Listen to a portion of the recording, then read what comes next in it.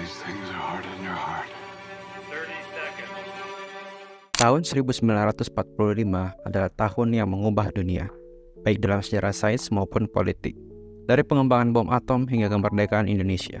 Lalu, apakah kemerdekaan Indonesia dapat terwujud akibat pengembangan bom atom?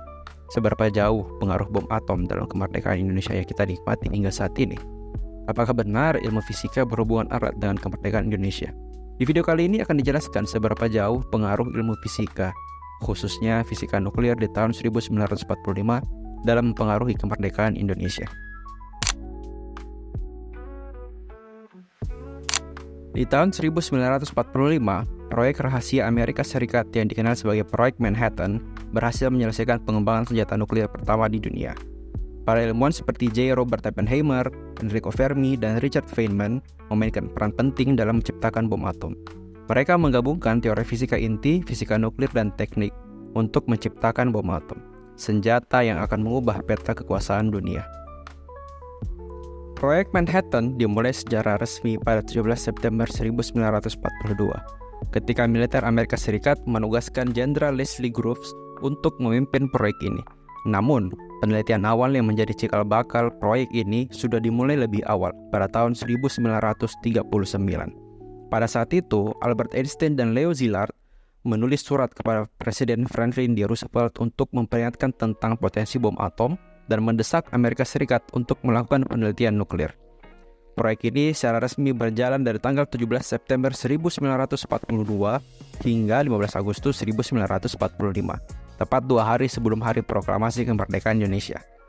Proyek ini berlangsung selama 2 tahun 10 bulan, kurang lebih 130.000 orang terlibat dalam proyek rahasia ini.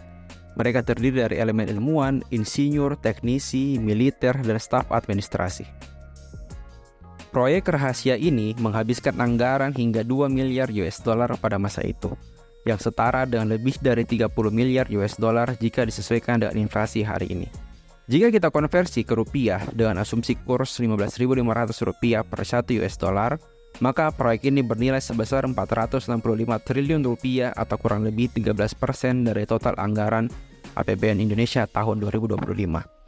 Jadi, dapat kita asumsikan bahwa nilai proyek Manhattan yang dapat mengubah peta politik dunia hampir setara dengan nilai proyek pembangunan ibu kota Nusantara. Ini menjadikan proyek Manhattan menjadi salah satu proyek paling mahal dan kompleks dalam sejarah perkembangan umat manusia pada saat itu. Pada 16 Juli 1945, Amerika Serikat melakukan uji coba nuklir pertama di Gurun Alamogordo, New Mexico, yang dikenal sebagai uji coba Trinity. Ledakan ini menunjukkan kekuatan dahsyat dari teknologi baru tersebut. Uji coba ini menggunakan bom plutonium yang dinamai Fat Man. Pada tahun 1945, Perang Dunia Kedua memasuki tahap akhir. Setelah Jerman menyerah pada bulan Mei 1945, fokus aliansi sekutu beralih ke Jepang. Meskipun pasukan sekutu telah berhasil merebut beberapa wilayah strategis, Jepang tetap bertahan dan tidak menunjukkan sedikit pun tanda-tanda menyerah. Untuk mempercepat akhir perang dan menghindari invasi yang bisa memakan korban jiwa, akhirnya pemerintah Amerika Serikat memutuskan menggunakan senjata nuklir yang baru saja mereka kembangkan. Hanya sebulan kemudian setelah uji coba Trinity dilaksanakan, Amerika Serikat menjatuhkan 2 bom atom di kota Hiroshima dan Nagasaki di Jepang pada tanggal 6 dan 9 Agustus 1945. Bom pertama dinamai Little Boy pada pukul 8.15 pagi. Bom dijatuhkan dari pesawat bernama Enola Gay. Ledakan tersebut menghasilkan suhu lebih dari 1.000 derajat Celcius dan menghilangkan sekitar 70.000 hingga 80.000 jiwa dalam hitungan detik. Banyak orang lainnya mengalami luka parah akibat radiasi dan cedera. Dalam beberapa bulan kemudian, jumlah korban tewas diperkirakan mencapai 140.000 jiwa. Akibat dampak langsung dan jangka panjang, bom ini menghancurkan Hiroshima. Lalu, pada tanggal 9 Agustus 1945, bom kedua yang dinamai Fat Man, 3 hari setelah pengeboman kota Hiroshima, bom dijatuhkan di Nagasaki pada pukul 11.02 pagi, yang meratakan Nagasaki. Meskipun awalnya kota ini tidak ditargetkan sebagai sasaran utama, yang dimana sasaran utamanya adalah kota Kokura. Namun, akibat cuaca buruk memaksa perubahan target.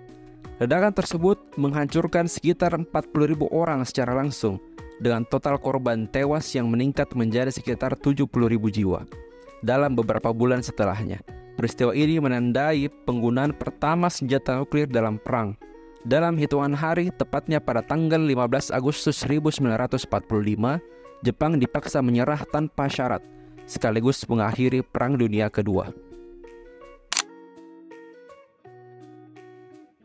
Sementara itu, di belahan dunia lain, tepatnya di Indonesia, kejadian pengeboman di Jepang menjadi pemicu perubahan besar. Jepang yang telah menduduki Indonesia selama 3,5 tahun tidak lagi memiliki kontrol kuat, karena banyak pasukannya disibukkan dengan kekalahan di berbagai front perang. Puncaknya pada saat Jepang akhirnya menyerah kepada sekutu pada tanggal 15 Agustus 1945. Ini secara langsung mengakhiri pendudukan Jepang di negara-negara Asia termasuk Indonesia. Dengan kekalahan Jepang, para pemimpin nasionalis Indonesia termasuk Soekarno dan Muhammad Hatta melihat peluang besar. Perjuangan dan persiapan yang telah dilancarkan selama bertahun-tahun akhirnya menemui kesempatan emas untuk menyatakan kemerdekaan. Tanpa ada kekuatan asing yang mengendalikan negara, inilah saat yang tepat untuk memproklamasikan kemerdekaan. Pada 17 Agustus 1945, hanya 2 hari setelah Jepang menyerah, Soekarno dan Hatta memproklamasikan kemerdekaan Indonesia. Sebuah langkah berani yang diambil di tengah transisi kekuasaan global yang dipercepat oleh peristiwa bom atom di Jepang. Setelah Perang Dunia Kedua, kekuatan besar seperti Amerika Serikat dan Uni Soviet mulai beralih dari konflik perang fisik ke perang diplomasi dan politik, terutama karena ancaman senjata nuklir yang berkembang. Di bawah tekanan untuk mencegah eskalasi lebih lanjut, negara-negara besar juga mulai fokus pada penyelesaian konflik-konflik di daerah jajahan, termasuk di Indonesia. Kekalahan Jepang dan dampak global dari penggunaan senjata nuklir menandai dimulainya gelombang dekolonisasi di Asia dan Afrika. Banyak negara yang sebelumnya dijajah oleh kekuatan kolonial Eropa dan Jepang mengambil kesempatan ini untuk menuntut kemerdekaan.